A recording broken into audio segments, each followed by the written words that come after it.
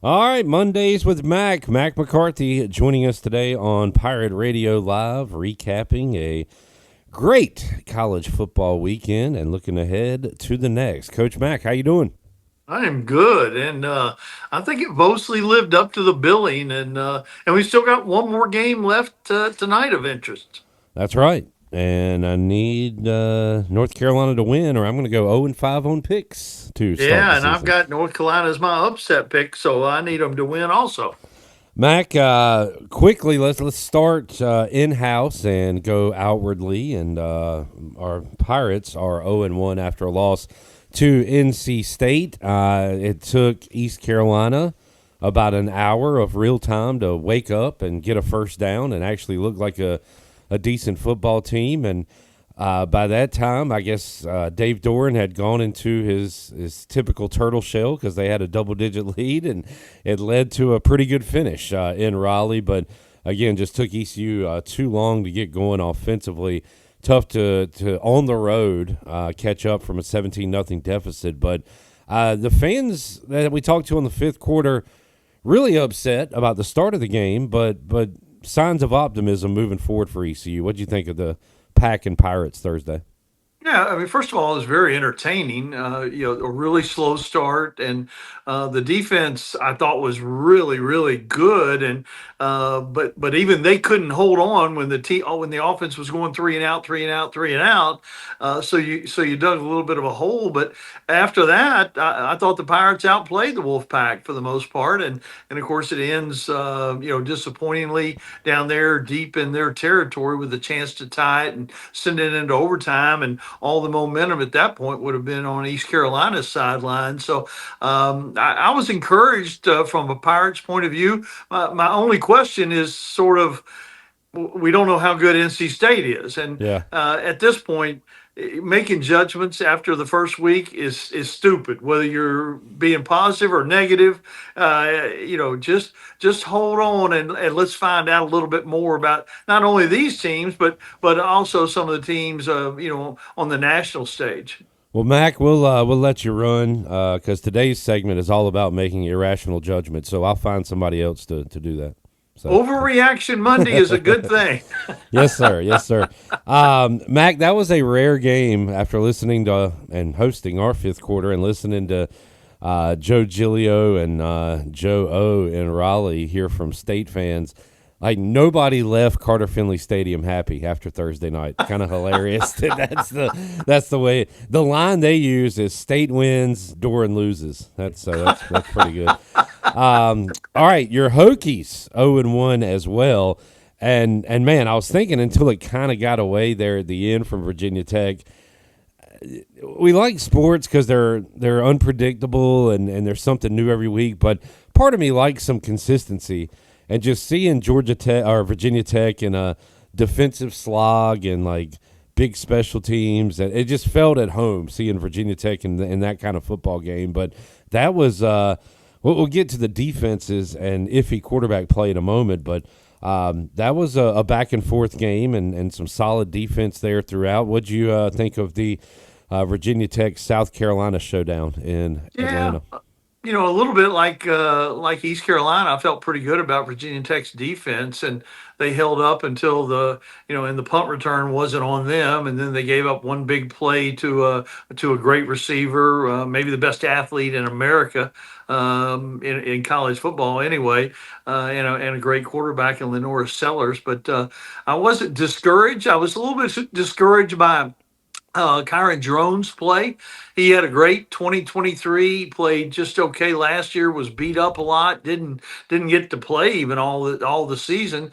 And had higher expectations for him. And he missed a lot of open people. And they didn't use him in the run game as much, which will be interesting going forward because that's really kind of where he made his hay in 2023, and that set up a lot of easy passing plays. But I was a little bit encouraged by the defense, not totally giving up on the offense, but I know one thing. The Hokies have continued to sell out every game, but for the entire tenure so far. But if they lose Saturday night against Vanderbilt in Blacksburg, it's going to be tough. It's going to be really difficult. That will be part of our picks this week, so we'll get to that one in a moment. Drones was not the only quarterback missing throws this weekend, and I really want to look at this in a positive light instead of a negative light. So I'm going to frame it as we are in a defensive renaissance, Coach Mack. The defense is back. I missed every big game. I missed Texas. I missed Clemson. I missed Notre Dame. What bailed me out was having the under in all those games, Coach Mack. So I didn't get killed. But what did you make of the lower scoring headline games this weekend, and what was the reason for that? Yeah, well, two things. Number one, at this time of year, defense is always ahead of the offense. It doesn't Yeah. matter what season it is. That's just the way it is. And you saw it in a lot of different games from Raleigh to Columbus. It didn't matter. The second thing is, and we talked about this a lot in the all season, so many new quarterbacks, so many quarterbacks who hadn't started before or were in a new position with a new team. I think that had a lot to do with it. I certainly don't think it's because there's a defensive renaissance. I think you're wrong on that clip. But I do think that all the new quarterbacks are going to take a little while to sort out. And I didn't see any of them I would give up on. But I think they're going to be fine. I think from Arch Manning to Ty Simpson, I think they're all going to be just fine going forward. I am the worst quarterback evaluator of all time. Talking about Arch Manning all off season, saw one drive of Alabama and said, "Man, this Ty Simpson, he's got it," and he didn't. He didn't have it. That was going to be my point. You either have it or you don't, and it is like you're a game changer, you're a hero. Because Cade Klubnik, I don't think he has it. Arch, I don't think he has it. But Lenore Sellers, you can just, and maybe it's Virginia Tech, I don't know. But that guy just has it, man. I like Carr from Notre Dame. Yeah. I thought he was good. Real quick, Mac, let's do a Heisman stock watch. Sellers, Beck, like you got them at the top right now. Anybody Jeremiah else? Smith takes a tumble. Well, that was the thing too with all these quarterbacks, but Jeremiah Love, Jeremiah Smith, Ryan Williams, like all the studs that we were really looking forward to seeing had kind of duds week one. The Oregon quarterback and the Oklahoma quarterback were the guys who shot up toward the top of that. As a matter of fact, the Oregon quarterback may be the number one in odds right now after that first weekend. I'll tell you who's not. I don't know why I took UCLA. Why, Nico, I got to quit with he Nico. Stinks. He's stinko. All right. Alabama's dead. Your thoughts? No way. And some of that is selfish because I did pick them to win the SEC. You need them and maybe to the turn whole around. But hey, they've got too many good players. They went down there, and the thing that does concern me is the last two times we've seen them on the field, the other team was way more physical than they were, and that bothers me, causes some concern. But DeBoer's just done this too long, and they've got too many good players. I can't believe they don't bounce back. All right. Castellanos, by the way, put him in the Heisman talk. Yeah, he good backed God. it up. I was hoping he would get smacked in the mouth for talking, but instead, Mac, he went the opposite route, and anybody that can back up their talk, I'm a fan of. So congrats He did to back him. up his talk, but his numbers weren't all that great. He made a big some tough impact on the runs. game, but Yeah. and Sellers was the same way. Sellers made a couple big plays, but didn't have big numbers. But in order to win the Heisman, you got to have those big numbers. You can't just win games. All right. And real quick, we'll highlight Lee Corso as well. That was pretty cool to see him. How about he picked all the games right, and every Yeah. team, every school that he either coached at or played at won. All 5 schools that he coached or played at all won on Saturday. That's a pretty good fitting.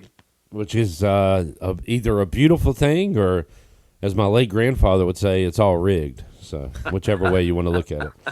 All right, week 2 picks. Going into these picks, Coach Mack is 2-2. Jared Watkins 1-3. Clip Rock 0-4. I have North Carolina tonight, as does Mac. Jarrett has TCU. Go Frogs. Mac, it was kind of difficult to come up with 5 games to make picks on this week, but here's what I came up with. Starting in Durham, Illinois at Duke. Interesting interconference battle here. Your thoughts on this matchup? Yeah, Duke has really kind of quietly gone about winning 9 and 10 games for several years in a row. They had a really good start under Manny Diaz. They went out and they had a good quarterback and said he's not good enough. They went out and got rid of that guy and paid a new guy $4 or $5 million.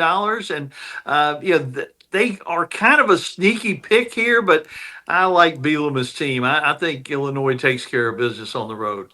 I'm going Illinois. Coach Mack talked me into Illinois, and I've got them in the playoff. I've got Iowa State in the playoff, who we will talk about in a moment, off to a 2-0 start.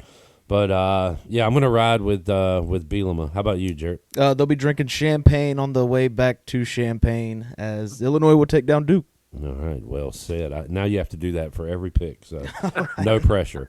The Cy-Hawk battle going on here, Iowa and Iowa State. I saw like the more things change, the more they stay the same. I saw the Iowa stat line. They had like 300 rushing yards and 60 passing yards, I think, in their game on Saturday. How about this rivalry game, Coach Mack, with Iowa State, I believe, slight favorite in this game? They are about a 3.5 point favorite or something like that. But I don't think Ferentz has ever lost in Ames. And I like that as my upset right there. All right, Jarrett. I'm going with poor aim this weekend. Give me Iowa. All right. Poor aim from the Cyclones. Keep it going? Can he keep it? I'll ride with my Cyclones and say Matt Campbell. This is the Matt Campbell special year. I got Iowa, by the way. I kind of confused myself there. Yeah. Poor aim. Yeah. I got it. All right. Everybody understood that. Michigan at Oklahoma in the pseudo-headliner, I reckon. I said before the season, looking ahead, great uniform matchup here. This will look like a football game on your TV, no matter how bad they play. I really like Oklahoma in this matchup. Jarrett, how about you? I think Brett Venables gets it done sooner rather than later, and he gets an early win in a big game. Love it. Coach Mack. I really dislike that this is the biggest game of the week, but it is, and I dislike both teams. I don't believe in Venables, but I think he's got so many players that Oklahoma's going to win the game. Sharon Moore played at Oklahoma. Nobody's even talking about that. They talked about it a lot when Josh Heupel went back last year. But of course, maybe this is one of the games Moore is suspended for because of Cheatgate. But Oklahoma didn't play anybody last week, but Mateer really looked good, and I think Oklahoma wins at home, sadly. All right, Wahoos, Virginia rolled up on some weakling, week one. NC State knocking Coastal off Carolina, yeah. Oh, okay. Yeah. I hope they're a weakling. We see them next week. It was bad. Virginia at NC State, Coach Mack. You're going to have more angry Wolfpack fans putting on their red and heading out to Carter Finley Stadium this weekend, trying to get to 2-0. Who you like? Well, we know we won't see any Cavalier fans there. They don't go to home games or away games, and I can't pick them no matter what we're going to do. In college football, I can't pick Virginia over anybody. NC State. All right, Jarrett. I think the Wolves see red and send Virginia packing. Double down. Nice work. Yeah. It's not even I'm picking who I want to win. It's like, who can I figure out? Yeah, you got to work the pun game here. One more to go. You're 4 for 4. I'll say Doran wins this one. Well, State wins. Doran loses. Vanderbilt at Virginia Tech in our Mack McCarthy game of the week. You going to be at this game? I will be. I'll be on the sideline. I'll wave at you. On the sideline, Coach Mack. All right. What did Vandy do week one? Beat nobody? Beat Charleston Southern by about 100. Pavia had a stat line. Pavia, I don't know what he did in the game, but he did have 2 brothers arrested after the game. All right, give me Vanderbilt. This is the bail the Pavias out pick of the week. I like the quarterback. I think this will be a good game, close game. What's the line, Mac? Virginia Tech -2.5. Don't know how that's the line. I'm going to go and make this my upset of the week as well. Give me Vanderbilt. What do you think, Jared? Let's see. Kyron puts on a drone show and airs it out as Virginia Tech kills Vanderbilt. Drone It's check? gonna be a drone show. All right. Coach Mack? You know I've got to take Virginia Tech in this one because they have to win this game, and I Ooh. hope Jared is exactly right. A must-win game, and you referenced earlier that the natives will get a little restless after a 0-2 start, Mac. Yeah, they'll still show up, but they'll be restless. All right, Clip Rock's Group of 5 poll coming out, and number 5, I'm putting UNLV just because they're 2-0, and they haven't beat anybody. They barely beat a FCS team, but did they handle business against Sam Houston? they beat Sam Houston. So I don't know how much business handling they did. Did they win by 10 plus? They won the game. I don't know. Sorry. Rice is number 4. Do you know why Rice is number 4, Coach Mack? Because this is the first time Cajuns didn't take care of Rice. There you Louisiana go. losing. You do know. They went to Louisiana and knocked off the Raging Cajuns. That opened my eyes, and the pollsters love that. So they said at number 4, going to put Memphis at number 3. They haven't done anything, but I've got them going to the playoffs. So they are there kind of just for preseason ranking purposes. South Florida hammered Boise State. You could argue they should be number 1 in this poll, but Tulane put the beat down on a Big Ten school. I'm not going to tell you this Big Ten school. I'm just going to say Big Ten school. And both those things are kind of interesting. First of all, USF deserved to be number 1, but looking ahead, they've got to play Florida and Miami in the next 2 weekends. So they're not going to be number 1 for very long. And just for that reason, I'm switching it. I'm going to put them at number 1 just so they can taste it before they drop out. And then Northwestern, they had the uniform gate where they wanted to commemorate Katrina and the recovery from Katrina. And Northwestern's coach somebody at Northwestern made a bad error and wouldn't let them wear the uniform that they wore back in the day. So good on Tulane for taking care of business. That'll make the Jennings Hall of Shame coming up on Tuesday, Northwestern's coach. All right, so officially, South Florida moves to number 1. They got Florida and I think Miami coming up, right, Mac? Yep. Yikes. All right. Anything else college football? My upset of the week will be UNLV over UCLA. I don't hate it. Coach Mac. Is that an upset? UCLA's minus 2.5. So wow, good choice. Good choice. I was gonna go South Florida over Florida, but that just seems like a heart pick. Yeah, and that's 18.5. That's a lot. Tough. That's tough. Mac, did you say your upset of the week? I did. Iowa. Okay. Anything else, Mac? College football. No, great start. Not a great week this week, but we'll learn a whole lot more this week and next week. Let's don't do these declarations. Alabama's dead, and Texas is not back, and Florida State is back. Overreaction Monday is overrated. I will have one more overreaction. This country better watch what it says to any other country because our army looks terrible. Tarleton State? Yeah, that's bad. That's really bad. All right, racing. What do we got, Jared? Man, what a great race from Chase Briscoe. Those last 20 laps, him and Reddick battling it out was absolutely phenomenal. And, Chase Briscoe with the win. What do you think, Mac? Well, I thought it was very interesting. No Ford or Chevrolet driver that's in the playoffs finished in the top 10. Not a Ford or Chevrolet in the playoffs finished in the top 10. That was really interesting. Toyota had 4 in the top 10 that are in the playoffs, and I thought that was an interesting thing. Chase Briscoe, clearly, Joe Gibbs made a really good decision when he decided to take Chase Briscoe out of that Stewart Haas team. What's fantasy numbers look like? Fantasy numbers. Mac with the win, plus 3 points. I get the best average, plus 2. So I'm in the lead with 26. You're right behind me, 24. And Mac has 18. Okay. All right. Everybody in it with races to go. Where are we at this weekend? Illinois. They'll Gateway. be drinking champagne in Champaign. I don't know know if they're in Champaign. I think it's Madison, maybe. Okay. It's the Gateway in St. Louis, right across the river from St. Louis. Okay. It's in Illinois. St. Louis is in Illinois? St. Louis isn't in Illinois, but the No. race is in Illinois. All right, we'll do a geography check and get back with you on all this. But Coach Mack, appreciate you joining us. Have fun at the game on Saturday. What time's that kickoff? 7:30. Three Nice. straight night games in Blacksburg. I can't stand it. A little Inner Sandman for Coach Mack under the lights. I like that. Thank you, Mac. Enjoyed it, man.